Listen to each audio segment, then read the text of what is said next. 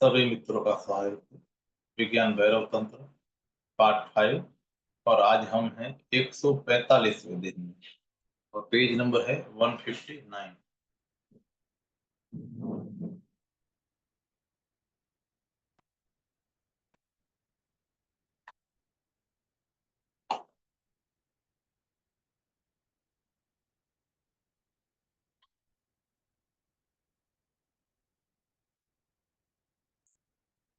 पहली विधि है।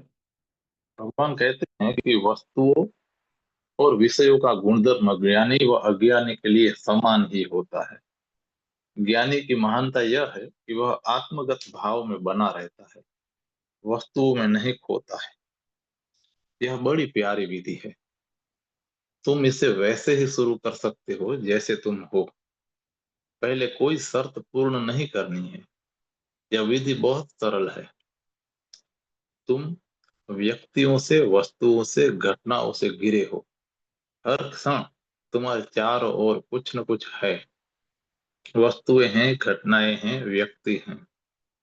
लेकिन क्योंकि तुम सचेत नहीं हो, इसलिए तुम भर नहीं हो। सब कुछ मौजूद है, लेकिन तुम गहरी नींद में सोए हो। वस्तुएं तुम्हारे चारों तरफ मौजूद है। लोग तुम्हारे चारों तरफ घूम रहे हैं। घटनाएं तुम्हारी चारों तरफ घट रही है, लेकिन तुम वहां नहीं हो, या तुम सोए हुए हो। तो तुम्हारे आसपास जो कुछ भी होता है वही मालिक बन जाता है, तुम्हारे ऊपर हावी हो जाता है। तुम उसके द्वारा खींच लिए जाते हो। तुम केवल उससे प्रभावित ही नहीं होते, संस्कारित भी हो जाते हो, खींच लिए जाते हो।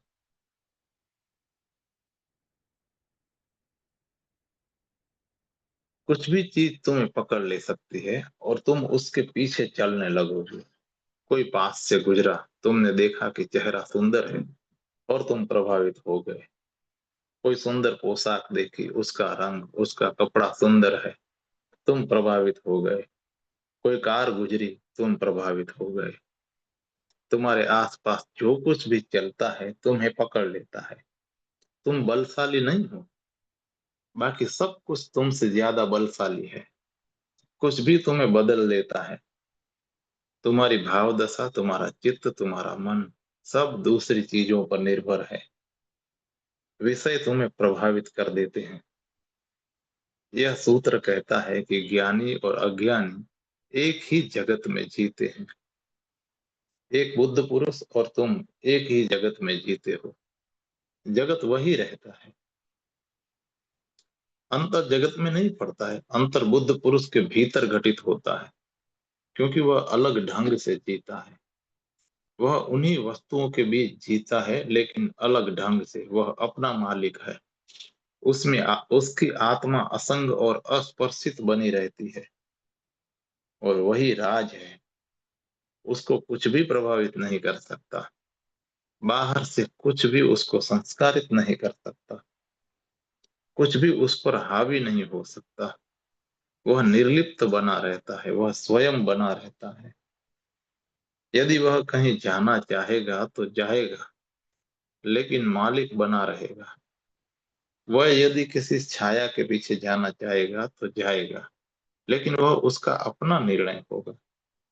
इस भेद को समझ लेना बहुत जरूरी है। निर्लिप्त से मेरा अर्थ उस व्यक्ति से नहीं है जिसने संसार का त्याग कर दिया है। फिर तो निर्लिप्त होने में कोई सार न रहा, कोई अर्थ न रहा। निर्लिप्त वह व्यक्ति है जो उसी जगत में जी रहा है जिसमें तुम जी रहे हो। जो व्यक्ति संसार का त्याग करता है वह केवल परिस्थितियों को बदल दे रहा है, स्वयं को नहीं। और यदि तुम स्वयं को नहीं बदल सकते तो परिस्थिति को बदलने पर ही जोर दोगे। यह कमजोर व्यक्तित्व के लक्षण हैं। एक शक्तिशाली व्यक्ति जो सतर्क और सचेत है स्वयं को बदलना शुरू करेगा, उस परिस्थिति को नहीं जिसमें वह है। क्योंकि वास्तव में परिस्थिति को तो बदला नहीं जा सकता है। अगर तुम एक परिस्थिति को बदल भी दो तो फिर दूसरी परिस्थितियां होंगी। हर क्षण परिस्थिति बदलती रहती है, तो हर क्षण समस्या बनी रहने वाली है। धार्मिक और अधार्मिक दृष्टिकोण के बीच यही अंतर है। अधार्मिक दृष्टिकोण है परिस्थितियों को, परिवेश को बदलने का। वह दृष्टिकोण तुम में भरोसा नहीं करता है, परिस्थितियों में भरोसा करता है। जब परिस्थिति ठीक हो जाएगी तो तुम भी ठीक हो जाओगे। तुम परिस्थिति पर निर्भर हो। अगर परिस्थिति ठीक न हुई तो तुम भी ठीक नहीं होगे। तो तुम कोई स्वतंत्र इकाई नहीं हो। कम्युनिस्ट, मार्क्सवादियों ने समाजवादियों और उन सब के लिए जो परिस्थिति के बदलने में भरोसा करते हैं, तुम महत्वपूर्ण नहीं हो। असल में तुम्हारा अस्तित्व ही नहीं है, केवल परिस्थिति है। और तुम बस एक दर्पण हो जो परिस्थिति का प्रतिबिंब करता है। धार्मिक दृष्टिकोण कहता है कि अभी भले ही तुम एक दर्पण ही हो, लेकिन यह तुम्हारी नियति नहीं है। तुम कुछ और हो सकते हो। वह हो सकते हो जो किसी और पर निर्भर नहीं है। विकास के तीन चरण हैं। पहला है परिस्थिति मालिक है और तुम बस पीछे पीछे घिसटते हो। तुम मानते हो कि तुम हो, लेकिन तुम हो नहीं। दूसरा, तुम होते हो और परिस्थिति तुम्हें घसीट नहीं सकती।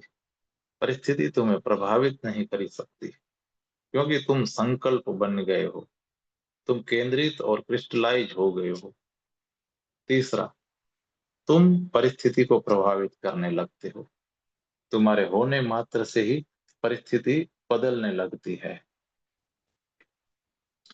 पहली अवस्था अज्ञानी की है, दूसरी अवस्था उस व्यक्ति की है जो सतत सजग है, लेकिन अभी है।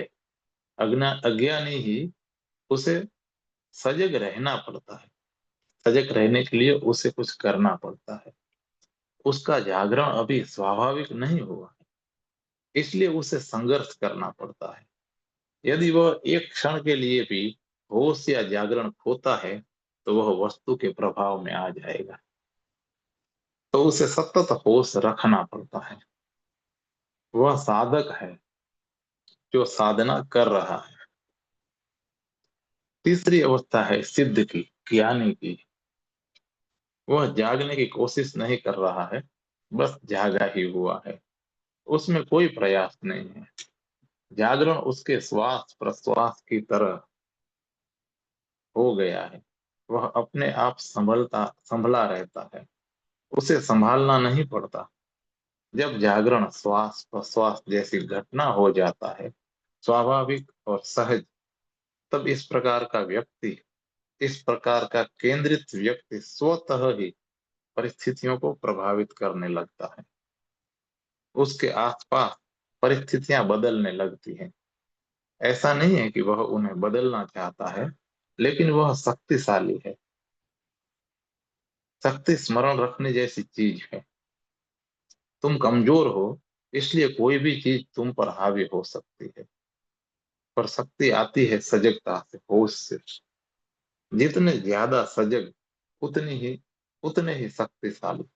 जितने कम सजग, उतने ही कम शक्तिशाली। देखो, जब तुम सोए हुए होते हो, तो एक सपना भी शक्तिशाली हो जाता है, क्योंकि तुम गहरी नींद में खोए हो। तुमने सारा होश खो दिया है। एक सपना भी शक्तिशाली हो गया है। और तुम इतने कमजोर हो कि उस पर संदेह भी नहीं कर सकते। बेतुके से बेतुके स्वप्न में भी तुम संदेह नहीं कर सकते। तुम्हें उसे मानना ही होगा। और जब तक वह चलता है, तब तक वास्तविकता लगता है।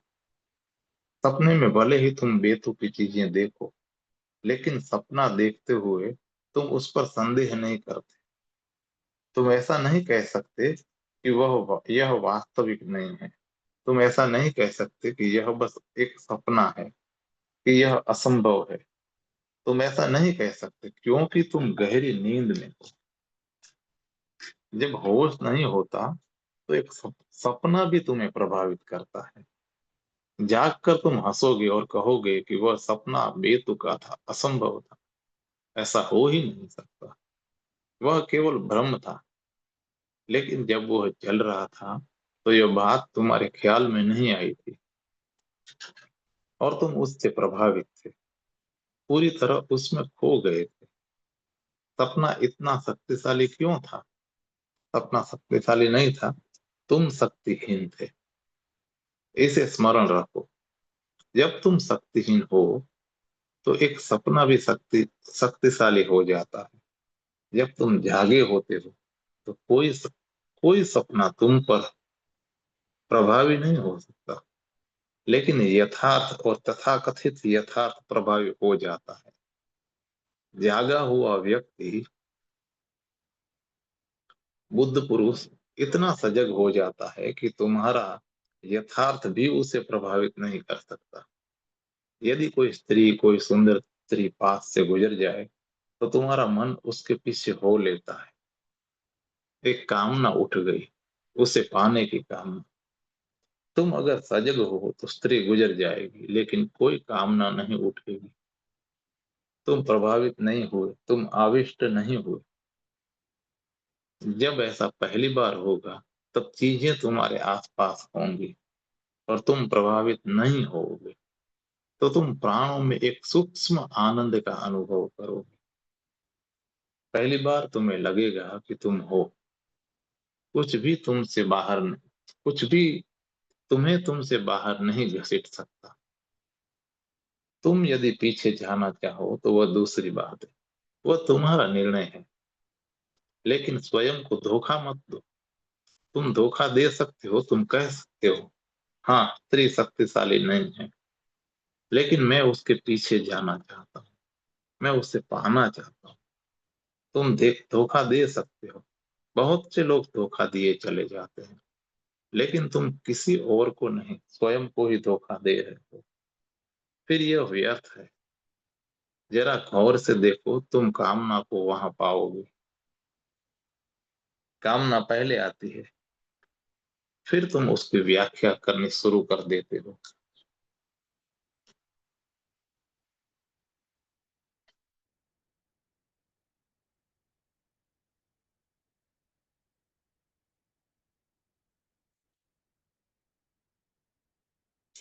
ज्ञानी व्यक्ति के लिए चीजें भी हैं और वह भी है, लेकिन उसके लिए चीजों के बीच कोई सेतु नहीं है। सेतु टूट गया है। वह अकेला चलता है, अकेला जीता है। वह अपना ही अनुसरण करता है, कुछ और उसे आविष्ट नहीं कर सकता। इस अनुभव के कारण ही हमने इस उपलब्धि को मोक्ष कहा है, मुक्ति कहा है। वह परम मुक्त है। संसार में हर जगह मनुष्य ने मुक्ति की खोज की है। तुम ऐसा एक भी मनुष्य नहीं खोज सकते जो अपने ढंग से मुक्ति को न खोज रहा हो। अलग अलग रास्तों से मनुष्य वह अवस्था खोजने की कोशिश करता है जहां वह मुक्त हो सके, और ऐसी किसी भी चीज को वह घृणा करता है जो उसे बंधन का भाव दे। कोई भी चीज जो उसे रोकती है, बांधती है, उससे वह लड़ता है, उससे संघर्ष करता है। इसलिए तो इतने राजनीतिक संघर्ष हैं, इतने युद्ध हैं, इतनी क्रांतियां हैं। इसलिए तो इतने पारिवारिक संघर्ष हैं। पति और पत्नी, बाप बेटा, सभी एक दूसरे से लड़ रहे हैं। लड़ाई बुनियादी है, लड़ाई मुक्ति के लिए है। पति बंधन अनुभव करता है, पत्नी ने उसे बांध लिया है। अब उसकी स्वतंत्रता कट गई, और पत्नी को भी ऐसा ही लगता है। दोनों एक दूसरे से खिन्न हैं, दोनों लड़ते हैं, दोनों बंधन को तोड़ने की कोशिश करते हैं। बाप बेटे से लड़ता है क्योंकि बेटे के विकास के हर कदम का अर्थ है उसके लिए और स्वतंत्रता।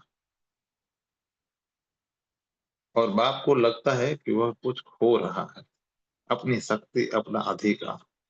तो परिवारों में, देशों में, सभ्यताओं में मनुष्य केवल एक ही चीज के पीछे भाग रहा है, मुक्ति। लेकिन राजनीतिक लड़ाइयों से, क्रांतियों से, युद्धों से कुछ भी नहीं मिलता, कुछ हाथ नहीं आता। क्योंकि अगर तुम स्वतंत्रता पा भी लो तो वह ऊपर ऊपर है, भीतर गहरे तुम बंधन में ही रहो। हर स्वतंत्रता एक मोह भंग सिद्ध होती है। मनुष्य धन की इतनी कामना करता है, लेकिन जहां तक मैं समझता हूँ यह धन की कामना नहीं है, यह मुक्ति की कामना है। धन तुम्हें स्वतंत्रता का भाव देता है।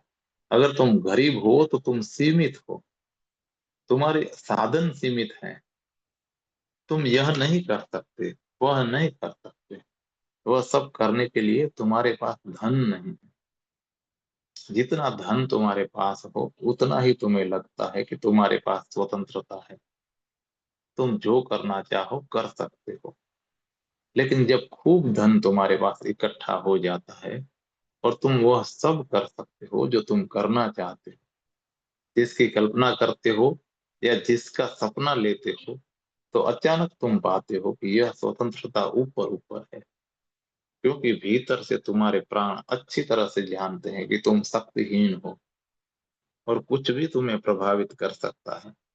तुम वस्तुओं और व्यक्तियों के द्वारा प्रभावित हो जाते हो, सम्मोहित हो जाते हो। यह सूत्र कहता है कि तुम्हें चेतना की ऐसी अवस्था पर आना है जहां कुछ भी तुम्हें प्रभावित न करे, तुम निर्लिप्त बने रह सको। यह कैसे हो? दिन भर के लिए अवसर है, दिन भर इसके लिए अवसर है। इसलिए मैं कहता हूं कि यह विधि तुम्हारे लिए अच्छी है। किसी भी क्षण तुम सजग हो सकते हो कि कुछ तुम्हें आविष्ट कर रहा है। तब एक गहरी श्वास लो, गहरी श्वास भीतर खींचो, गहरी श्वास बाहर छोड़ो, और उस चीज को फिर से देखो। जब तुम श्वास को बाहर छोड़ रहे हो तो उस चीज को फिर से देखो, लेकिन देखो एक साक्षी की तरह, दृष्टा की तरह। यदि तुम एक क्षण के लिए भी मन की साक्षी की दशा को पा सको, तो अचानक तुम पाओगे कि तुम अकेले हो, कुछ भी तुम्हें प्रभावित नहीं कर सकता। कम से कम उस क्षण में तो कुछ भी तुम्हें कामना पैदा नहीं कर सकता। जब भी तुम्हें लगे कि कोई चीज तुम्हें प्रभावित कर रही है, तुम पर हावी हो रही है, तुम्हें तुमसे दूर ले जा रही है, तुमसे ज्यादा महत्वपूर्ण हो रही है, तो गहरी सांस लो और छोड़ो। और श्वास बाहर छोड़ने से पैदा हुए उस छोटे से अंतराल में उस चीज की ओर देखो। कोई सुंदर चेहरा, कोई सुंदर शरीर, कोई सुंदर मकान या कुछ भी। यदि तुम्हें यह कठिन लगे, अगर श्वास बाहर छोड़ने भर से ही तुम अंतराल पैदा न कर पाओ, तो एक काम करो, श्वास बाहर छोड़ो और एक क्षण को श्वास का भीतर लेना रोक लो, ताकि पूरी वायु बाहर निकल जाए। रुक जाओ, श्वास भीतर मत लो, फिर उस चीज की ओर देखो। जब पूरी वायु बाहर है या भीतर है, जब तुमने श्वास लेना बंद कर दिया है, तो कुछ भी तुम्हें प्रभावित नहीं करता। उस क्षण में तुम सेतुहीन हो जाते हो, सेतु टूट जाता है। श्वास ही सेतु है। इसे करके देखो, केवल एक क्षण के लिए ऐसा होगा कि तुम साक्षी को महसूस करोगे, लेकिन उससे तुम्हें स्वाद मिल जाएगा। उससे तुम्हें यह अनुभव हो जाएगा कि साक्षित्व क्या है। फिर तुम उसकी खोज में बढ़ सकते हो। दिन भर में जब भी कभी कोई चीज तुम्हें प्रभावित करती है और कोई कामना उठती है, श्वास को बाहर छोड़ो, उस अंतराल में रुको और फिर उस चीज की ओर देखो। चीज वहां होंगी, तुम भी वहां होगे, लेकिन बीच में कोई सेतु नहीं होगा। श्वास ही सेतु है। अचानक तुम्हें लगेगा कि तुम शक्तिशाली हो, प्राणवान हो, और जितने शक्तिशाली तुम अनुभव करोगे, उतने ही तुम केंद्रित होगे। जितनी चीजें घिरती जाएंगी, जितनी चीजों की शक्ति तुम पर से हटती जाएगी, उतने ही अधिक केंद्रित तुम होते जाओगे। अब तुम्हारा व्यक्तित्व शुरू हुआ। अब तुम्हारे पास एक केंद्र है, और किसी भी क्षण तुम केंद्र पर सरक जा सकते हो और वहां संसार मिट जाता है। किसी भी क्षण तुम अपने केंद्र में स्थिर हो सकते हो और तब संसार शक्तिहीन हो जाता है। यह सूत्र कहता है, वस्तुओं और विषयों का गुणधर्म ज्ञानी व अज्ञानी के लिए समान होता है। ज्ञानी की महानता यह है कि वह आत्मगत भाव में बना रहता है, वस्तुओं में नहीं खोता। वह आत्मगत भाव में बना रहता है, वह स्वयं में बना रहता है, वह चेतना में केंद्रित रहता है। इस आत्मगत भाव में बने रहने को साधना पड़ेगा। जितने भी अवसर तुम्हें मिल सके, इसे करके देखो। और हर क्षण अवसर है, एक एक क्षण अवसर है। कुछ न कुछ तुम्हें प्रभावित कर रहा है, बुला रहा है, बाहर खींच रहा है, भीतर धकेल रहा है। मुझे एक पुरानी कहानी याद आती है कि एक महान राजा भर्तृहरि ने संसार का त्याग कर दिया। उसने सारे संसार का त्याग कर दिया क्योंकि उसने पूरी तरह से उसे जिया था और पाया था कि वह व्यर्थ है। यह उसके लिए कोई सिद्धांत नहीं था, यह उसका जिया हुआ सत्य था। अपने स्वयं के जीवन से वह इस निष्कर्ष पर पहुंचा था।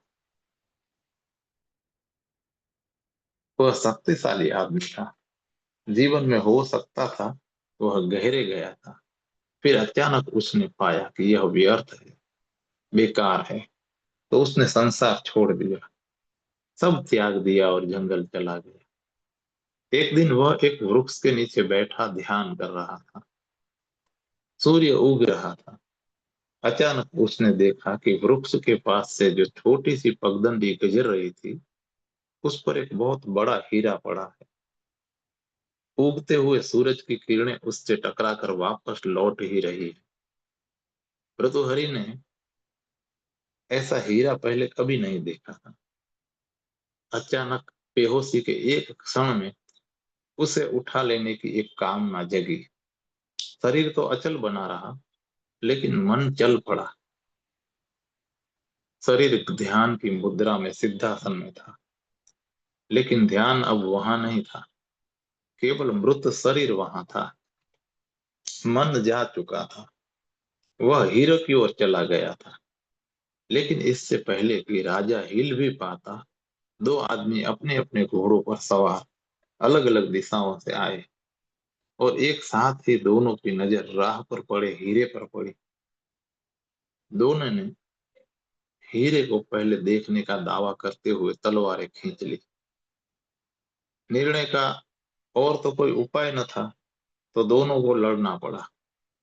वे दोनों जूझ पड़े और एक दूसरे को समाप्त कर डाला। कुछ ही क्षणों में हीरे के निकट ही दो लाशें पड़ी थी। भर्तृहरि हंसा, अपनी आंखें बंद की और फिर ध्यान में डूब गया। क्या हुआ? उसे फिर से व्यर्थता का बोध हुआ। और उन दो आदमियों को क्या, और उन आदमियों को क्या हुआ? हीरा उनके जीवन से भी ज्यादा मूल्यवान हो गया। अब मालकियत का यही अर्थ है। एक पत्थर को पाने के लिए उन्होंने अपनी जान गंवा दी। जब कामना होती है तो तुम नहीं होते। कामना तुम्हें आत्मघात तक ले जाती है। असल में हर कामना तुम्हें आत्मघात की ओर ले जा रही है। जब तुम किसी कामना के वश में होते हो तो अपनी शुद्ध बुद्ध खो देते हो, पागल हो जाते हो। मालकियत की कामना भर्तृहरि के मन में भी उठी। एक क्षण के लिए कामना उठी और वह उसे लेने के लिए उठ भी गया होता, लेकिन इससे पहले कि वह हिलता भी, दो दूसरे व्यक्ति वहां आए, आपस में लड़े और अगले ही क्षण सड़क पर दो लाशें उस पत्थर के पास पड़ी थी, जो अपनी जगह पर वैसा का वैसा पड़ा था। भर्तृहरि हंसा, अपनी आंखें बंद की और फिर से ध्यान में चला गया। एक क्षण के लिए उसका केंद्र खो गया। एक पत्थर, एक हीरा, एक वस्तु ज्यादा शक्तिशाली हो चली, लेकिन केंद्र फिर लौट आया। हीरे के खोते ही पूरा संसार मिट गया और उसने अपनी आंखें बंद कर ली। सदियों से ध्यानी अपनी आंखें बंद करते रहे हैं, क्यों? यह केवल प्रतीकात्मक है कि संसार मिट गया, कि देखने को अब कुछ न रहा, कि किसी चीज का कोई मूल्य नहीं है, देखने के योग्य भी नहीं है। तुम्हें यह सतत स्मरण रखना पड़ेगा कि जब भी कामना उठती है, तुम अपने केंद्र से बाहर निकल जाते हो। यह बाहर जाना ही संसार है। फिर वापस लौट आओ, फिर से केंद्रित हो जाओ। यह तुम कर पाओगे। इसकी क्षमता हर किसी के पास है। आंतरिक संभावना तो कोई भी कभी नहीं खोता है, वह हमेशा रहती है। तुम वापस लौट सकते हो। अगर तुम बाहर जा सकते हो तो भीतर भी जा सकते हो। अगर मैं अपने घर से बाहर जा सकता हूँ तो वापस भीतर क्यों नहीं लौट सकता? वही रास्ता तय करना है, वही पैर काम में आने हैं। अगर मैं बाहर जा सकता हूँ तो भीतर भी लौट सकता हूँ। हर क्षण तुम बाहर जा रहे हो, लेकिन जब भी तुम बाहर जाओ, स्मरण करो और अचानक वापस लौट आओ, केंद्रित हो जाओ। अगर शुरू में थोड़ा कठिन लगे तो गहरी सांस लो, बाहर छोड़ो और रुक जाओ।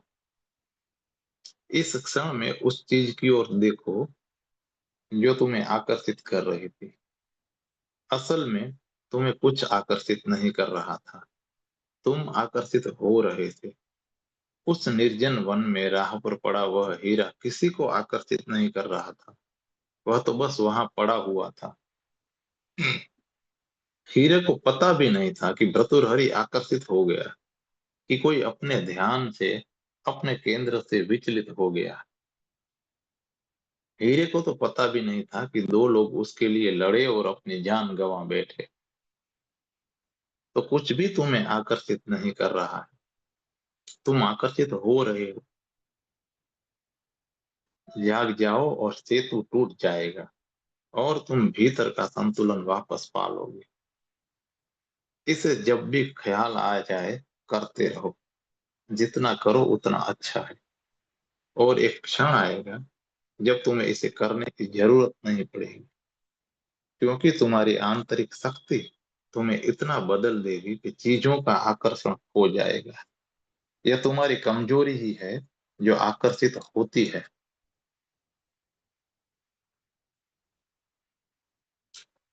अधिक शक्तिशाली बनो और कुछ भी तुम्हें आकर्षित नहीं कर सकेगा।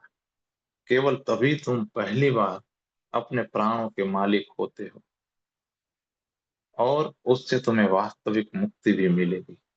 कोई राजनीतिक स्वतंत्रता, कोई आर्थिक स्वतंत्रता, कोई सामाजिक स्वतंत्रता बहुत सहयोगी नहीं होगी।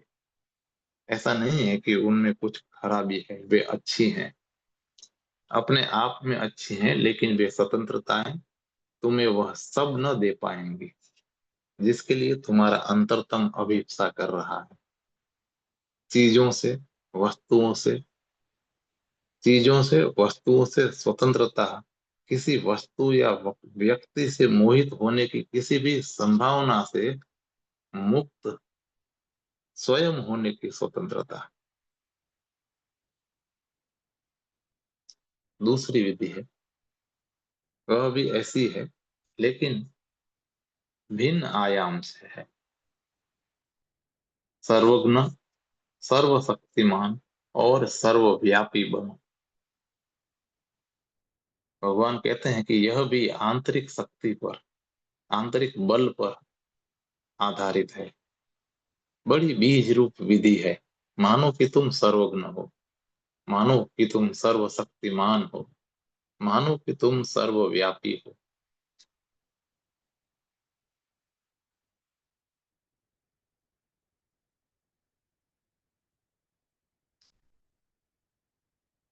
तुम जानते हो कि तुम सर्वशक्तिमान नहीं हो, तुम बिल्कुल अशक्त और असहाय हो। तुम जानते हो कि तुम सर्वव्यापी नहीं हो, तुम छोटी सी देह में सीमित हो। तो इस पर तुम कैसे विश्वास कर सकते हो? और यदि भली भांति जानते हुए कि ऐसा नहीं है तुम इस पर विश्वास करोगे तो वह विश्वास निरर्थक होगा। अपने ही विपरीत तुम विश्वास नहीं कर सकते।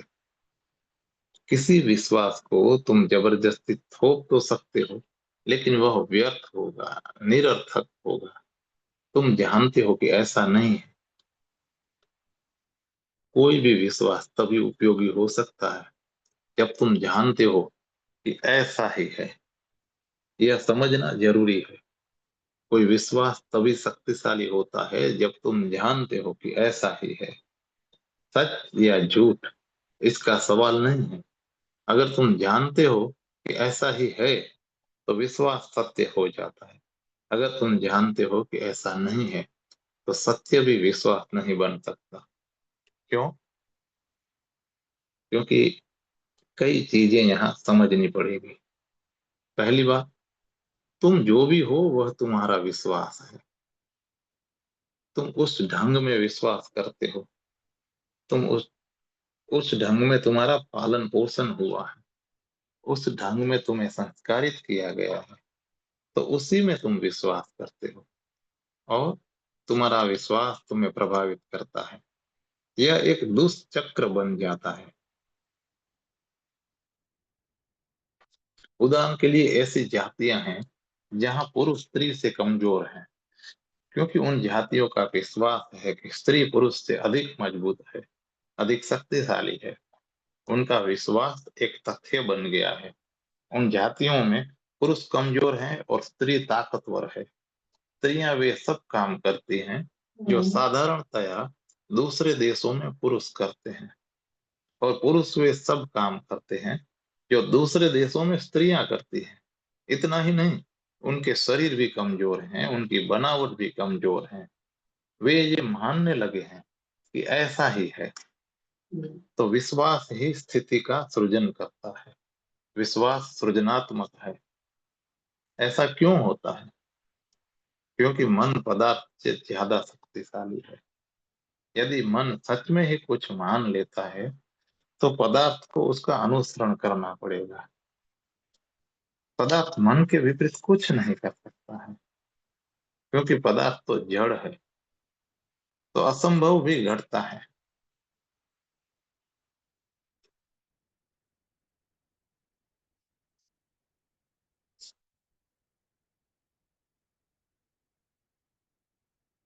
जीसस कहते हैं कि श्रद्धा पहाड़ों को भी हिला सकती है।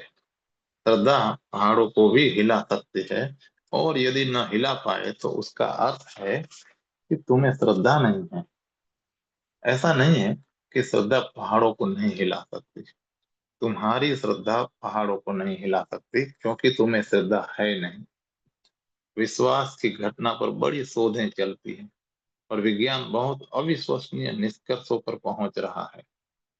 धर्म ने तो सदा ही उन्हें माना है, लेकिन विज्ञान भी अंततः उन्हीं निष्कर्षों पर पहुंचा है और उन निष्कर्षों पर उससे पहुंचना ही होगा, क्योंकि बहुत सी घटनाओं पर पहली बार खोज हो रही है। जैसे तुमने प्लेसिबो दवाइयों के बारे में सुना होगा। सैकड़ों पेथियां संसार में चलती हैं, एलोपैथी, आयुर्वेदिक, यूनानी, होम्योपैथी, नेचुरोपैथी, सैकड़ों। पर सभी का दावा है कि वे रोग ठीक कर सकते हैं, और वे ठीक करते भी हैं। उनके दावे गलत नहीं है। यह बड़ी और अद्भुत बात है। उनके निदान अलग अलग हैं, उनके उपचार अलग अलग हैं। एक ही रोग और उसके सैकड़ों निदान हैं और सैकड़ों उपचार भी हैं, और हर उपचार काम देता है। तो यह प्रश्न उठना स्वाभाविक है कि वास्तव में उपचार काम करता है या फिर रोगी का विश्वास काम करता है। और यह संभव है।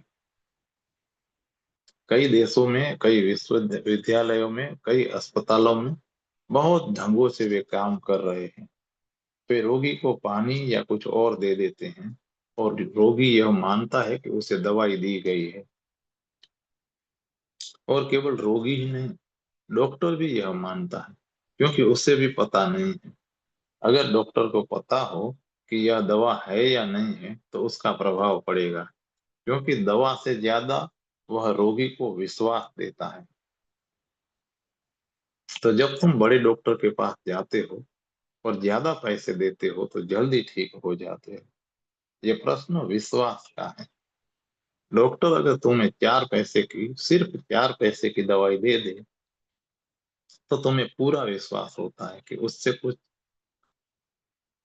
होने वाला नहीं है।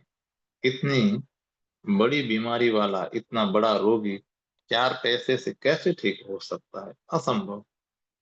इसके लिए विश्वास पैदा नहीं किया जा सकता। तो हर डॉक्टर को अपने आसपास विश्वास का एक वातावरण बनाना पड़ता है। वह वातावरण असहयोगी होता है। वह वातावरण सहयोगी होता है। और अगर डॉक्टर को पता हो कि वह जो दे रहा है वह सिर्फ पानी ही है, तो वह भरोसों के साथ आश्वासन नहीं दे पाएगा।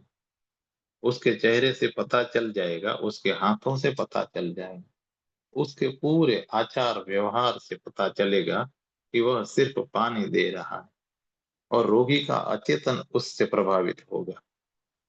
डॉक्टर का विश्वास भी जरूरी है। वह जितना आश्वस्त होगा उतना ही अच्छा है, क्योंकि उसका विश्वास संक्रामक होता है। रोगी डॉक्टर की ओर देखता है। अगर डॉक्टर आश्वस्त है, बिल्कुल चिंता मत करो, यह नई दवाई है और इससे तुम्हें आराम मिलेगा, यह 100% निश्चित है, इसमें कोई संदेह ही नहीं है। अगर डॉक्टर का पूरा व्यक्तित्व 100% आशा दर्शाता हो तो दवा लेने से पहले ही रोगी ठीक हो गया। अब वे कहते हैं कि तुम कुछ भी दवा उपयोग करो, 3% रोगी तो करीब करीब तत्क्षण ठीक हो जाएंगे। कुछ भी उपयोग करो, एलोपैथी, नेचुरोपैथी, होम्योपैथी या कोई भी पैथी, कुछ भी करो, 30% रोगी तत्क्षण ठीक हो जाएंगे। वे 30% विश्वास करने वाले लोग हैं। यही अनुपात हर जगह पर है। अगर मैं कहूं तुम्हारी ओर देखूं, तो तुम में से 30% लोग ऐसे होंगे जो तत्क्षण रूपांतरित हो जाएंगे। एक बार विश्वास उनमें बैठ जाए तो वह उसी समय काम करना शुरू कर देता है। 30% मनुष्यता को बिना किसी कठिनाई के तत्क्षण चेतना के नए तलों पर रूपांतरित किया जा सकता है, बदला जा सकता है। सवाल सिर्फ इतना है कि उनमें विश्वास कैसे जगाया जाए। एक बार विश्वास जग जाए तो कुछ भी उन्हें रोक नहीं सकता है। हो सकता है कि तुम भी उन सौभाग्यशालियों में से, उन 30% में से ही हो, लेकिन मनुष्यता के साथ एक बड़ा दुर्भाग्य घट रहा है, और वह यह कि वे 30% लोग निंदित हो गए हैं। समाज, शिक्षा, संस्कृति सब उनकी निंदा करते हैं। उनको मूर्ख समझा जाता है। नहीं, वे बड़ी संभावना वाले लोग हैं। उनके पास बड़ी ताकत है, लेकिन वे निंदित हैं। और थोथे बुद्धिजीवियों की प्रशंसा की जाती है, क्योंकि वे भाषा, शब्दों और तर्क के साथ खेल सकते हैं, इसलिए उनकी प्रशंसा होती है। वास्तव में वे नपुंसक हैं। अंतस के वास्तविक जगत में वे कुछ नहीं कर सकते। वे बस अपना दिमाग चला रहे हैं। लेकिन यूनिवर्सिटियां उसके पास है, न्यूज मीडिया उनके पास है। एक तरह से वे लोग मालिक हैं, और निंदा करने में वे कुशल हैं। वे किसी भी चीज की निंदा कर सकते हैं। और मनुष्यता का यह 30% हिस्सा जिसमें संभावना है, वे लोग विश्वास कर सकते हैं और रूपांतरित हो सकते हैं। वे शब्दों में इतने कुशल नहीं होते। वे हो भी नहीं सकते। वे तर्क नहीं कर सकते, विवाद नहीं कर सकते। इसी कारण तो वे विश्वास कर सकते हैं। लेकिन क्योंकि वे स्वयं के लिए तर्क नहीं दे सकते, इसलिए वे खुद ही आत्मनिंदक बन गए हैं। वे सोचते हैं कि उनमें कुछ गलत है।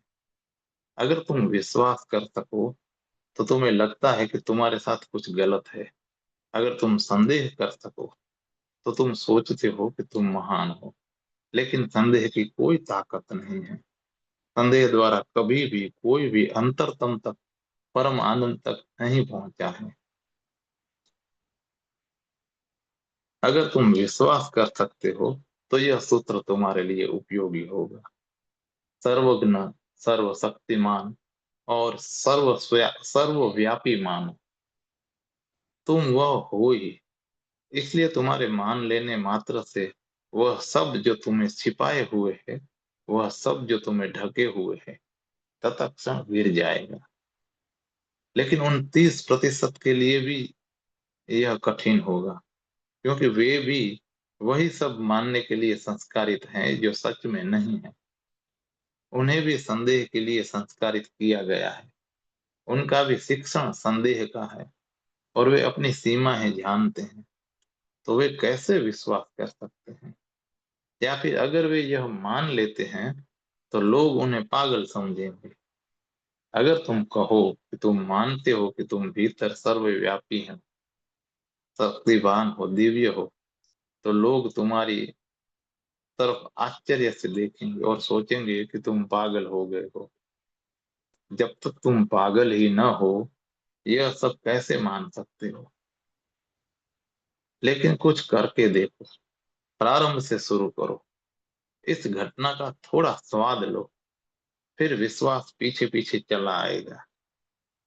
अगर यह विधि तुम करना चाहो तो फिर पहले यही करो। अपनी आंखें बंद कर लो और भाव करो कि तुम्हारा कोई शरीर नहीं है। भाव करो कि शरीर जैसे मिट गया है, खो गया है। जब तुम अपनी सर्वव्यापकता का तब तुम अपनी सर्वव्यापकता का अनुभव कर सकते हो। शरीर के साथ तो यह भाव कठिन है। इसी कारण कई परंपरा कहती हैं कि तुम शरीर नहीं हो, क्योंकि शरीर के साथ सीमा आ जाती है। तुम शरीर नहीं हो यह अनुभव करना बहुत कठिन नहीं है, क्योंकि सच में तुम शरीर नहीं हो। यह केवल एक संस्कार है। यह केवल एक विचार है जो तुम्हारे मन पर थोप दिया गया है। तुम्हारे मन में यह विचार डाल दिया गया है कि तुम शरीर हो। बहुत सी घटनाएं हैं जो इस बात को स्पष्ट करती हैं।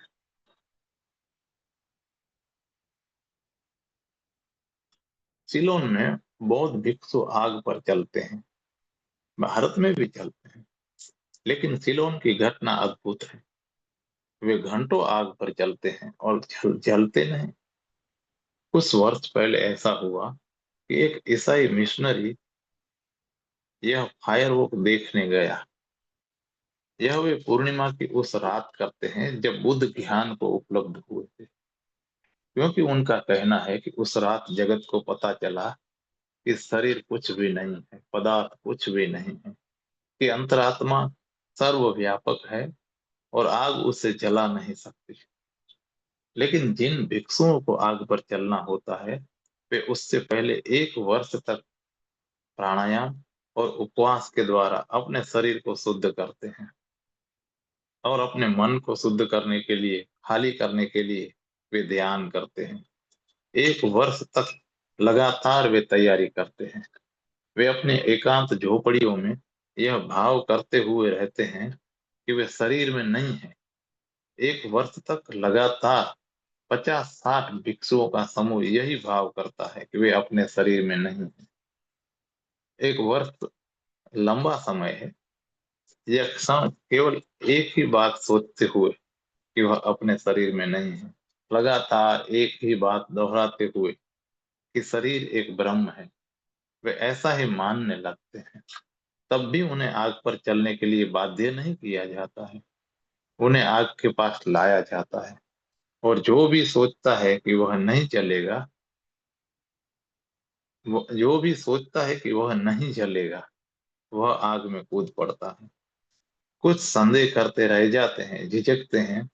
उन्हें आग में नहीं कूदने दिया जाता, क्योंकि यह सवाल आग के जलाने का या न जलाने का नहीं है। यह उनके संदेह का सवाल है। अगर वे जरा सा भी झिझकते हैं तो उन्हें रोक दिया जाता है। तो 60 लोग तैयार किए जाते हैं, और कभी 20, कभी 30 लोग आग में कूदते हैं और बिना जले घंटों उसमें नाचते रहते हैं। 1950 में एक ईसाई मिशनरी यह देखने के लिए आया। वह बड़ा चकित हुआ, लेकिन उसने सोचा कि यदि बुद्ध में भरोसा करने से यह चमत्कार हो सकता है, तो जीसस में भरोसा करने से क्यों नहीं हो सकता। तो कुछ देर उसने सोचा, थोड़ा झिझका, लेकिन फिर इस विचार के साथ कि यदि बुद्ध मदद कर सकते हैं तो जीसस भी करेंगे, वह आग में कूद गया। वह जल गया, पूरी तरह जल गया। 6 महीने के लिए उसे अस्पताल में भर्ती करवाना पड़ा और वह उस घटना को समझ नहीं पाया। यह जीसस और बुद्ध में विश्वास का सवाल नहीं था। यह किसी में विश्वास का सवाल नहीं था, यह विश्वास मात्र का सवाल था। और वह विश्वास गहन होना चाहिए। जब तक तुम्हारे प्राणों के केंद्र पर न पहुंच जाए, वह काम नहीं करेगा।